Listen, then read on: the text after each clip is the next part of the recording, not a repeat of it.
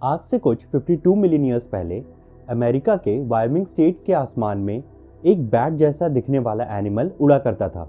इस एनिमल का साइज आज के मॉडर्न छोटे बैट जितना था, लेकिन इसके विंग्स के एंड्स पे क्लॉस थे और इसके हाइंड लेग्स काफी ज्यादा बड़े थे। इसकी बॉडी के स्ट्रक्चर को देख के यह लगता है कि यह पेड़ों पे चढ़ने के लिए इवॉल्व हुआ था। यह एनिमल इंसेक्ट्स को खाता था, लेकिन हमें यह नहीं पता कि क्या यह इंसेक्ट्स का शिकार एकोलोकेशन के थ्रू करता था या नहीं, जैसा कि आज के मॉडर्न बैट्स करते हैं। यह एनिमल बैट जैसा दिखने वाला सबसे पुराना एनिमल है जिसके फॉसिल्स हमें मिले हैं और इसका नाम है ओनिकोनिक्टेरस। यह बैट सभी लिविंग और एक्सटिंक्ट बैट स्पीशीज से जुड़ा हुआ है जीनोमिक फैमिली ट्री में, लेकिन इसके पहले के बैट्स के फॉसिल्स हमें नहीं मिले हैं। बैट्स के फॉसिल्स हमें कंप्लीट एनिमल्स की तरह ही मिले हैं, इसीलिए हमें यह नहीं पता कि बैट्स के कौन से फीचर्स पहले डेवलप हुए थे और कौन से बाद में, जैसे कि बैट्स ने पहले उड़ना शुरू किया या पहले इकोलोकेट करना, और बैट्स आखिर मैमल फैमिली ट्री में कहाँ फिट होते हैं। बैट्स के स्केलेटल स्ट्रक्चर को देख के हमें ऐसा लगता था कि वह प्राइमेट्स जैसे कि ह्यूमंस और चिम्प्स से रिलेटेड है, लेकिन मॉडर्न बैट्स के डीएनए को स्टडी करके हमें यह पता चला कि ये बिल्कुल अलग ही मैमल से रिलेटेड हैं।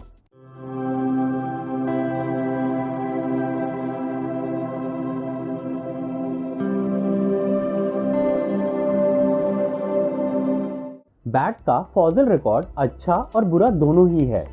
अच्छा इसलिए क्योंकि जिन बैट्स के हमें फॉसिल्स मिले हैं वो काफ़ी ज़्यादा अच्छी कंडीशंस में थे। ये फॉसिल्स ज़्यादातर हमें लेक से मिले हैं जिनमें ये बैट्स के फॉसिल्स काफ़ी लंबे टाइम तक अच्छे से प्रिजर्व रहे थे। लेकिन दूसरी तरफ बैट्स का फॉसिल रिकॉर्ड सिर्फ 52 मिलियन ईयर्स तक ही पीछे जाता है, क्योंकि उसके पहले के बैट्स के हमें फॉसिल्स नहीं मिले हैं। बैट्स की बॉडी ज़्यादातर लाइट वेट बोन से बनी हुई है और इसीलिए वो इजीली फॉसिल्स की तरह प्रिजर्व नहीं होती है। ओनिकोनिक्टेरस के साथ आसमान में एक और बैट की स्पीशीज उड़ा करती थी और यह थे इकैरोनिक्टेरस। काफ़ी लंबे समय तक हम इन्हें ही सबसे पुराने बैट्स मानते थे, क्योंकि इनकी डिस्कवरी 1960 में वायोमिंग में हुई थी। ओनिकोनिक्टेरस की डिस्कवरी 2008 में हुई थी। ये दोनों बैट्स आज से लगभग 52 मिलियन ईयर्स पहले वायोमिंग में रहते थे, और क्योंकि ये दोनों बैट स्पीशीज एक दूसरे से डिस्टिंक्ट थी, तो इसका मतलब ये हुआ कि बैट्स इससे पहले ही इवॉल्व हो चुके थे। ये दोनों बैट्स आज के बैट्स जैसे ही दिखते हैं, लेकिन आज के बैट्स के पास यूजुअली 1 या 2 क्लॉज होते हैं। ओनिकोनिक्टेरस के 5 डिजिट्स पे क्लॉज थे और इकैरोनिक्टेरस के 1 डिजिट पे प्रोमिनेंट क्लॉ था और बाकी डिजिट्स पे छोटे क्लॉज। और मोस्ट प्रोबेबली इकैरोनिक्टेरस एकोलोकेशन के काबिल था, क्योंकि इसकी एक ईयर में एक स्पेशलाइज स्ट्रक्चर था जिसे मैलियस कहते हैं। यही स्ट्रक्चर मॉडर्न बैट्स को एकोलोकेशन में हेल्प करते हैं। बैट्स सिर्फ नॉर्थ अमेरिका तक ही सीमित नहीं थे। हमें 47 मिलियन ईयर्स पहले के बहुत ही अच्छे से प्रिजर्व 4 अलग अलग बैट स्पीशीज के फॉसिल्स जर्मनी के मेसेल पिट से मिले हैं। इस जगह से मिले बैट्स के फॉसिल्स भी मॉडर्न बैट्स जैसे ही दिखते हैं और इनमें से ज्यादातर एकोलोकेशन के काबिल थे। लेकिन ये सारे बैट्स जिनके फॉसिल्स हमें मिले हैं वो पावर्ड फ्लाइट के काबिल थे, इसलिए हमें यह नहीं पता कि बैट के किन एंसेस्टर्स ने कब, क्यों और कैसे उड़ने की एबिलिटी को डेवलप किया। हमें यह भी नहीं पता कि बैट्स ने एकोलोकेशन की एबिलिटी को कब डेवलप किया। इन क्वेश्चन से रिलेटेड 3 हाइपोथेसिस हैं जिनमें रिसर्चर्स का वोट डिवाइडेड है, लेकिन इन तीनों हाइपोथेसिस का स्टार्टिंग पॉइंट सेम है। यह स्टार्टिंग पॉइंट है बैट के वो फीचर्स जो कि कॉमन है, जैसे कि सभी हाइपोथेसिस में माना जाता है कि बैट्स के एंसेस्टर्स आर्बोरियल थे, यानी कि वो पेड़ों पे रहते थे। बैट्स के एंसेस्टर्स इंसेक्टिवोर्स थे, यानी कि वो इंसेक्ट्स खाते थे, और ये प्रोबेबली नॉक्टर्नल थे, यानी कि रात में अपना शिकार करते थे। पहले हाइपोथेसिस में यह मानते हैं कि बैट्स में एकोलोकेशन की एबिलिटी हमेशा थी। ये काफी हद तक सही भी हो सकता है, क्योंकि आज भी हम देखते हैं कुछ ऐसे छोटे मैमल्स जिनमें एकोलोकेशन की एबिलिटी है, जैसे कि श्रूज। इस हाइपोथेसिस के अकॉर्डिंग बैट्स के एंसेस्टर्स ट्रीज में रहते थे और एकोलोकेशन को यूज करके इंसेक्ट्स को खाते थे।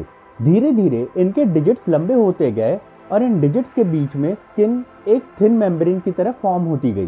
धीरे धीरे ये मैमल्स अपने डिजिट्स के बीच में प्रेजेंट मेम्ब्रेन को यूज करके ग्लाइड करने लगे और इवेंचुअली इन्होंने पावर्ड फ्लाइट की एबिलिटी को डेवलप कर लिया। लेकिन इस हाइपोथेसिस के साथ प्रॉब्लम यह है कि पेड़ों पे स्टेशनरी रह के सिर्फ उड़ने वाले इंसेक्ट्स को खाने का बिहेवियर हमें आज वाइल्ड में नहीं दिखता है, और इसी तरह स्टेशनरी रह के इकोलोकेशन को यूज करने में काफी ज्यादा एनर्जी यूज होती है। इसके ऑपोजिट दूसरी हाइपोथेसिस ये कहती है कि बैट्स ने पहले उड़ना शुरू किया। इस हाइपोथेसिस के अकॉर्डिंग बैट्स के एंसेस्टर्स ग्लाइडिंग के काबिल थे।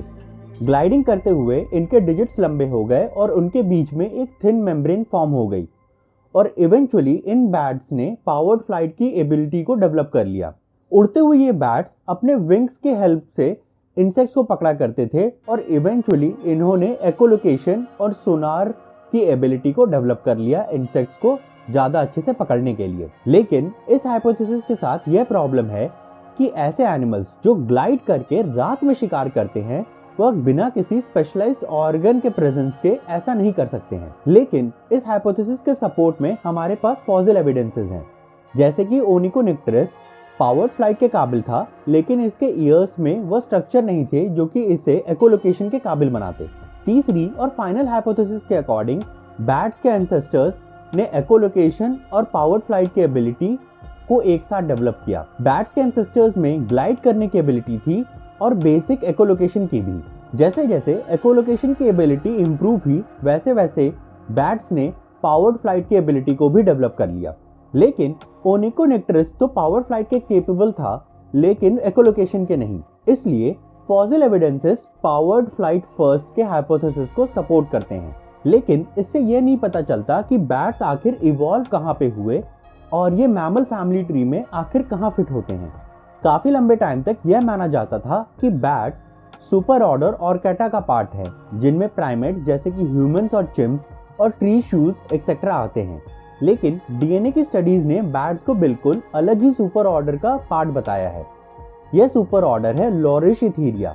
इस सुपर ऑर्डर के पार्ट हैं camels, horses, bears, whales etcetera. तो इसका मतलब यह हुआ कि बैट्स हम ह्यूमन से नहीं बल्कि वेल से ज्यादा क्लोजली रिलेटेड हैं। डीएनए की स्टडीज ने यह भी बताया है कि बैट्स आज से लगभग 66 मिलियन ईयर्स पहले नॉन एवियन डायनासोर्स के खत्म होने के बाद इवॉल्व हुए थे। हो सकता है कि फ्यूचर में हमें और भी पुराने बैट्स के फॉसिल्स मिले और डीएनए की स्टडीज बैट्स के एवोल्यूशन के ऊपर थोड़ी और लाइट डालें। So that's it for today's video. Thanks for watching and stay curious.